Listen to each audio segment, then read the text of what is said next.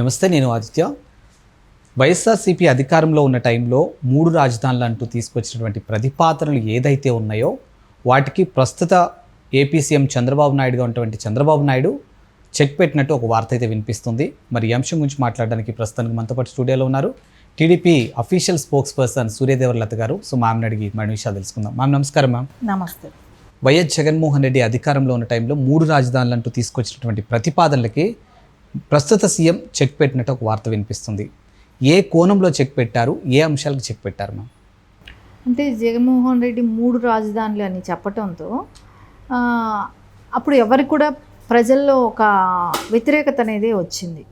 So 3 రాజధానులు అనేది ఎక్కడా లేనిది, ప్రపంచంలో ఎక్కడా లేనిది ఈయన తీసుకొచ్చి ఇక్కడ 3 రాజధానులు అంటాం. అంటే ఎందుకంటే ఎవడైనా పని చేస్తే అది ఓకే, పని చేస్తున్నప్పుడు వాళ్ళ మీద ఒక నమ్మకం అనేది, ఒక భరోసా అనేది ఉంటుంది. నేను పని చేయకూడదు, ఏ పని చేయాల్సిన అవసరం లేదు, అలాంటప్పుడు ఇలాంటి ఆలోచనలు అంటే అనిపిస్తుంది కదా, దీన్ని ఎలాగో అబ్జెక్ట్ చేస్తారు, సో నేను చేయాల్సిన పని లేదు ఈ పని అనే ఒక ఆలోచనతో ఆయన ఎప్పుడూ కూడా 3 రాజధానులు అనేది ఒక మాట్లాడటం మొదలుపెట్టారు. అప్పటికే అమరావతి ఉద్యమం కానివ్వండి, అందరూ వ్యతిరేకించటం కానివ్వండి, ఇవన్నీ జరుగుతూనే ఉన్నాయి. ఏ పార్టీ కూడా మద్దతు లేదు ఇవన్నీ.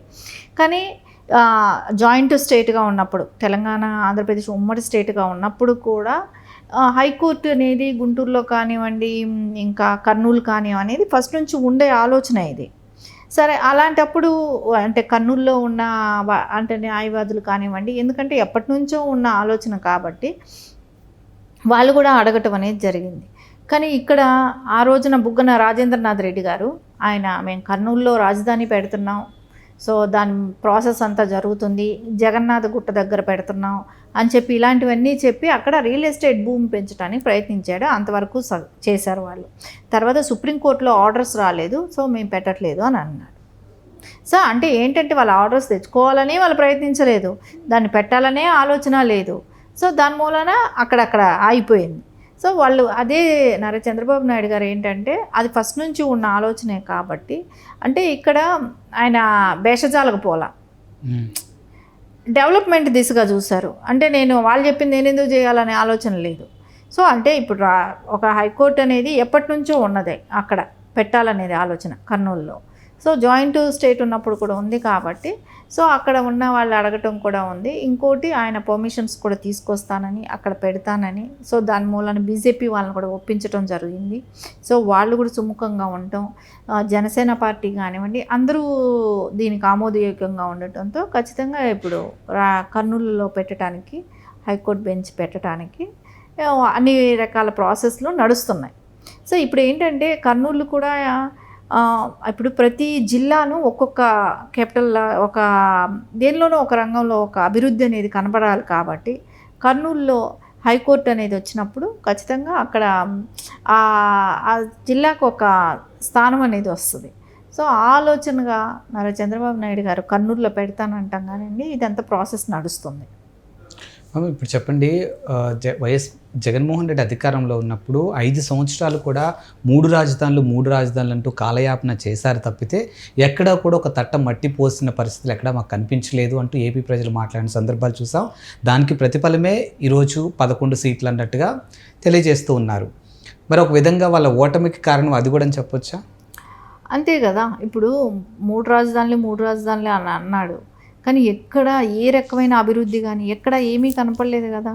మనం చూస్తే ఆంధ్రప్రదేశ్ అనే రాష్ట్రానికి రాజధాని లేకుండా చేశాడు. ఇప్పుడు చదువుకునే పిల్లలకైనా, స్టూడెంట్స్గా ఉన్న వాళ్ళకి చెప్పుకోవడానికి ఒక రాజధాని అనేది అవసరం ఉంటుంది. ఆ రాజధాని ఎక్కడని చెప్పుకుంటారు? సో అంటే ఇప్పుడు మనం ఎక్కడికి వెళ్ళినా, ఏది వెళ్ళినా మీ క్యాపిటల్ సిటీ ఏంటి, మీ రాజధాని ఏంటి అని అడుగుతారు. ఏ రాష్ట్రం, ఇప్పుడు తెలంగాణకి హైదరాబాద్ అని చెప్పుకుంటాం, సో చెన్నైకి, తమిళనాడుకి చెన్నై అని చెప్తాం. ఇట్లా ప్రతిదానికి ఒకటి ఉంటుంది. ఎక్కడని చెప్తాం, ఏదని చెప్తాం?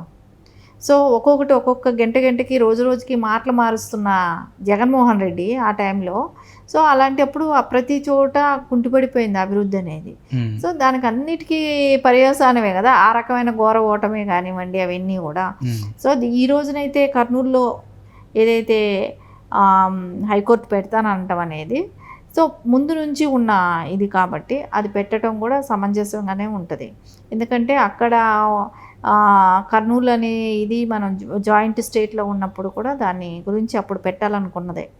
సో అందుకని ఇప్పుడు అది ఇంప్లిమెంట్ చేయటం కూడా అక్కడ వాళ్ళకి కానివ్వండి, రాయలసీమ కూడా అభివృద్ధి జరుగుతున్నట్టు కూడా అందరికీ అనిపిస్తుంది. మ్యామ్, ఇప్పుడు చంద్రబాబు నాయుడు గారు ఏదైతే కర్నూలులో బెంచ్ కోర్ట్ అని ఒక అంశం తీసుకొస్తున్నారు, ఆల్రెడీ అమరావతిలో హైకోర్టు అనేది ఒకటి పెట్టడం జరిగింది. అంటే మరి గత ప్రభుత్వం ఏదైతే 3 రాజధానులు అనే ప్రతిపాదనలు తీసుకొచ్చారో మరి ఆ దిశగా వీళ్ళు వెళ్తున్నట్టా, లేకపోతే దీన్ని ఎలా చూడొచ్చు అసలు? అట్లా అని ఏమీ లేదు. అంటే ఇప్పుడు వాళ్ళ ఉద్దేశం ఎలా ఉన్నిందంటే అసెంబ్లీ ఒక చోట, సో అలా ఉన్నింది. అది ఇక్కడ లేదు కదా. సో పరిపాలన అంతా ఒకే చోట. సో పరిపాలనది ఎక్కడ మార్పు రాలేదు. సో ఓన్లీ హైకోర్ట్స్ వరకే కదా, ఒక కోర్టు ఒక్కటే. సో అసెంబ్లీ కానివ్వండి, సెక్రటరియట్లు కానివ్వండి, మిగతా అన్నీ కూడా పరిపాలన ఇదన్నీ కూడా ఒకే చోట ఉంటాయి, ఆఫీసెస్ అన్నీ. అంటే ఇక్కడ ఏంటంటే కారణం ఒక్కొక్క జిల్లాకి ఒక్కొక్క ప్రాధాన్యత ఉండాలి అనేదానికి. ఇప్పుడు ఏంటంటే ఇప్పుడు మీరు స్పెసిఫిక్గా జిల్లాల్ని ఎలివేట్ చేయడం కోసం అంతే. ఇక్కడ ఏంటంటే ఇప్పుడు మనం శ్రీ సిటీ తీసుకుంటే చిత్తూరు జిల్లాలు తిరుపతి వరకు పెట్టారనమాట. అంటే ఉమ్మడి చిత్తూరు జిల్లా తీసుకుంటాం. సో అది శ్రీ సిటీ అన్నప్పుడు ఇంకా అక్కడ డెవలప్ అవుతుంది. మెడికల్ హబ్గా ఇటు గోదావరి జిల్లాలు తీసుకున్నారు. ఇప్పుడు ఎలాగో రాజధానిగా గుంటూరు కృష్ణాకి మధ్యలో ఉంది కాబట్టి ఎలాగో 2 డెవలప్ అవుతాయి. సో ఎడ్యుకేషన్ ఇది కూడా ఇంకా ఎడ్యుకేషన్ హబ్గా కూడా ఇంకా గుంటూరు కానివ్వండి, ఇంకా నెల్లూరు వరకు కూడా తీసుకుంటారు. సో ఇంకా ఆల్రెడీ వైజాగ్ డెవలప్ అయింది, అంటే సాఫ్ట్వేర్ రంగమే కానివ్వండి, ఆల్రెడీ అక్కడ ఉంది కూడా. సో ఇట్లా ఒక్కొక్క జిల్లాకి ఇప్పుడు మనం అనంతపూర్ తీసుకుంటే ఆల్రెడీ అక్కడ కియా లాంటి కంపెనీలు రావటం, ఇంకా కొన్ని కంపెనీలకి ఇది రావటం, కడపకి విశాఖ ఉక్కు ఇది తీసుకొస్తాం అన్నారు. ఇట్లా ఒక్కొక్క చోటకి ప్రతి జిల్లాలో కూడా సో ఆ మార్క్ అనేది ఉండాలి, ప్రతి చోట అభివృద్ధి అనేది ఉండాలి అనే ఒక ఉద్దేశంతోనే ఇప్పుడు ఈ రకంగా తీసుకోవటం జరుగుతుంది. అండ్ గతంలో జగన్మోహన్ రెడ్డి 3 రాజధానులు అన్న తరుణంలో ఏపీలో హాఫ్ ఆఫ్ ద పీపుల్ వ్యతిరేకించారు ఆ నినాదాన్ని. కానీ ఈరోజు చంద్రబాబు నాయుడు గారు కర్నూలుకి సంబంధించి బెంచ్ కోర్ట్ ఒకటి స్థాపిస్తున్నాము అనే అంశం తీసుకొచ్చినప్పుడు ప్రజలు ఎక్కడ ఏం మాట్లాడిన సందర్భాలు మనకు కనిపించట్లేదు. అంటే ఒక విధంగా బాబు గారిలో ఉన్నటువంటి నాయకత్వ లక్షణాల మీద వాళ్ళకి నమ్మకం అని చెప్పొచ్చా? ఖచ్చితంగా. ఇప్పుడు ఇక్కడ ఏంటంటే అక్కడ బెంచ్ కోర్ట్ అనేది అక్కడికి రావటంతో అందరికీ కూడా డెవలప్ అనేది ఒక ఇంపార్టెంట్. ఒక్కొక్క జిల్లాలో ఒక్కొక్క ఆలోచన ఏంటంటే అన్ని జిల్లాలు డెవలప్ అవ్వాలి అనే ఒక ఆలోచనతో జరుగుతున్నదే కదా ఇది. సో అందుకని ఎవరికి ప్రజలందరికీ కూడా ఆమోదయోగంగానే ఉంది. సో ఎందుకంటే ఇప్పుడు లాయర్స్ కానివ్వండి, వాళ్ళకి ఎక్కువ అంటే ఒక 100 ఎకరాలు అట్లా 150 అంటే అంత స్థలం కానివ్వండి, అందరికీ ఒకే చోట ఉండటం కానివ్వండి, అది పరిపాలన కూడా బాగుంటుంది. ఇప్పుడు ఏంటంటే ఇప్పుడు మనం చూసాం ఒక సిటీ అనేది ఒకే చోట స్ట్రక్ అయిపోతే ఏ రకమైన ఇబ్బందులు ఉంటున్నాయి. ఇప్పుడు డెవలప్మెంట్, సో ఇప్పుడు హైదరాబాద్లో డెవలప్ అయ్యింది, కానీ అయినా కూడా అన్నీ ఒకే చోట కూడా ఉండటంతో అంటే సాఫ్ట్వేర్ కానివ్వండి అన్నీ ఒకే చోట ఉన్నాయి. సో దాని మూలాన కొన్ని జిల్లాలకు కూడా కొంచెం ఇదవుతుంది. కాబట్టి అన్నీ డెవలప్ చెందాలి అని అన్నప్పుడు మొత్తం రాష్ట్రం అంతా కూడా అన్ని రకాలుగా అభివృద్ధి చెందాలంటే ఒక్కొక్కటి ఒక్కొక్క జిల్లాలో ఉండటం అనేది ఉత్తమంగా అనిపిస్తుంది. Thank you ma'am.